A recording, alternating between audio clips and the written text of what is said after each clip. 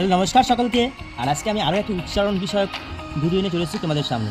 তো আজকে কি আছে, যদি আই প্লাস আর পাশাপাশি বসে একটি ওয়ার্ড গঠিত হয়, তাহলে আয়ের উচ্চারণ আই না হয়ে এ বা আ উচ্চারিত হয়। ঠিক আছে, বুঝতে পারলে? যদি আই আর আর পাশাপাশি বসে, বুঝতে পারলা? তাহলে কী হবে, আয়ের উচ্চারণটা আয়ের মতো হবে, আ আ আ বা এ। বুঝা গেল? তাহলে দেখি আমরা উদাহরণে বলেছে FIRST। যে দেখো, আই আর আর পাশাপাশি বসেছে, তাই আমরা কী করবো, উচ্চারণটা আ উচ্চারণ করবো। তাহলে FIR ফার্স্ট। কী হলো? ফার্স্ট, শুধু রেপ দিতে হবে এখানে। হ্যাঁ, ফার্স্ট মানে প্রথম, আমরা জানি। তারপরে দেখো BIRD, বার্ড। কেন বার্ড? কারণ আর মানে আ, তাহলে BIRD, বার্ড। বুঝা গেল?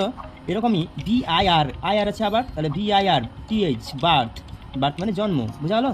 এরকমভাবে গার্ল, GIRL, দেখো আর আছে, তাই এটা হলো গার্ল। গার্ল মানে মেয়ে বা বালিকা।